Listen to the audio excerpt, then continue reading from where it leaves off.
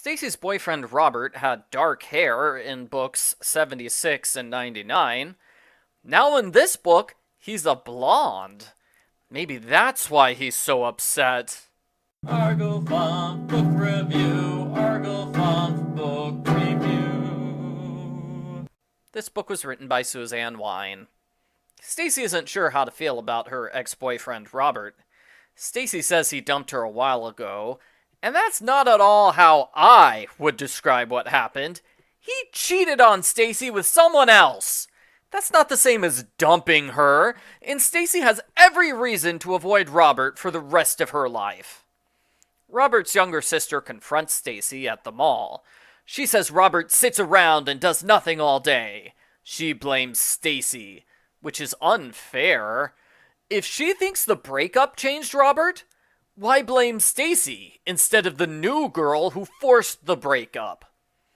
Stacey talks to Robert. He's depressed. He thinks life is boring and repetitive. I might feel the same way too, if I had to relive 8th grade 10 years in a row.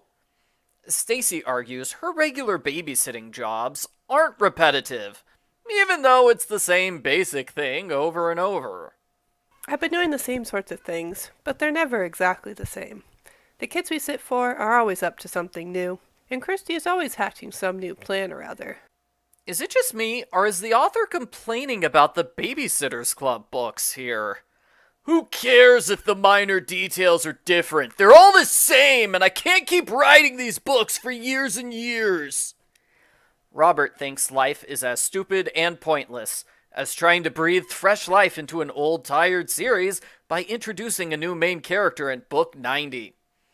Everybody's lives are hollow. All people do is waste time until they die. Wow, that's grim. Robert says the only thing he likes to do is talk to Stacey. She spends more time with Robert, and he seems to get better. The downside is that everyone assumes they're a couple again. In the subplot, the Pikes and Ramseys go strawberry picking. The kids get into a strawberry fight, they spill strawberries all over the car, and Claire throws up. It's not a good time. Robert quits the baseball team and lies to everyone about it. Stacey confronts Robert, and this is why he didn't tell her the truth. It's too much pressure when people expect you to do stuff. Stacey worries Robert has no friends. She talks to his old friends, and yep, they all hate him now. Robert's all alone, except for her. And his sister, who never shows up again. Robert is grounded because he's failing all his classes. I wonder why the school didn't think about sending him back to 7th grade like they did with Claudia.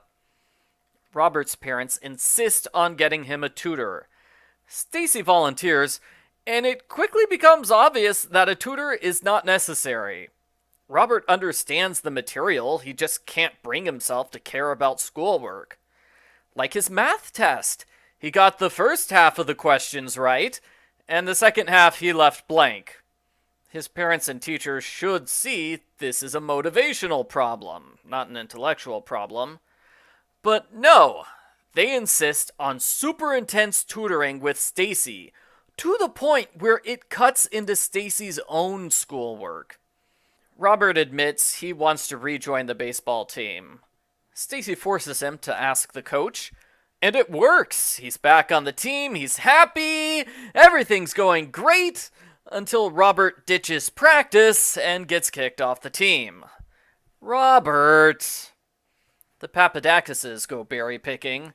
They make a mess, and like everybody else, they pick way too many strawberries. Christy decides to put on a strawberry festival. Christy normally comes up with festival ideas herself, but in this case, she gets ideas from an internet chat room dedicated to strawberries. Christy's gone high-tech.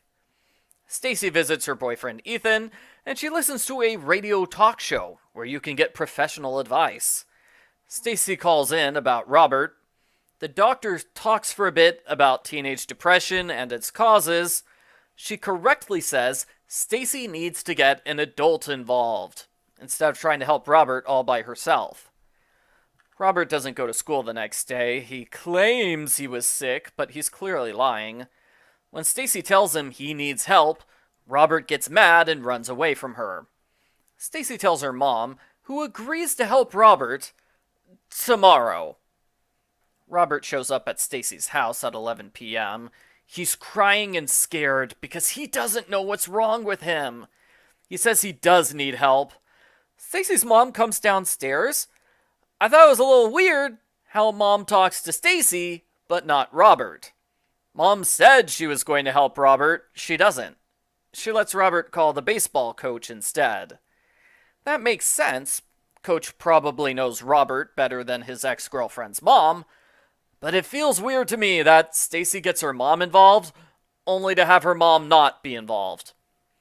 The Strawberry Festival is a huge success. As usual, each babysitter has one personality trait. Sporty Abby does a strawberry race. Artistic Claudia does strawberry art. And if Jessie was there, she probably would have done a strawberry dance. Christy gets the great idea to sell a strawberry recipe book for lots of money. Stacey's sick for a few days. She figures it's because she focused too much on Robert. She literally exhausted herself on his problems. The good news is Robert feels better after talking to Coach. He's reaching out to his old friends and getting his life back on track. Stacey and Robert go to a school dance together. They're so glad to have each other, and they feel a deep friendship love, which is stronger than the romantic connection they had before. The end. Post-book follow-up. I thought this book was decent. I liked how Robert's friends and the Babysitters Club members reacted to what was happening. Their reactions felt very realistic, especially Christy's complaints that Robert is not Stacey's problem. I think Logan should have played a bigger role in this book, since he's on the baseball team and he's kind of friends with Robert. Stacey should have talked to him more about Robert, asked Logan to step things up because Robert clearly needs another friend right now. Critics don't like the ending to this book. It's unrealistic that Robert's depression was cured by a single conversation. When Mary Ann visited a therapist, it was more than once, right? You can assume Coach did more than talk to Robert one time. That's definitely an interpretation which fits the text. The previous book had a bleak ending where things weren't resolved.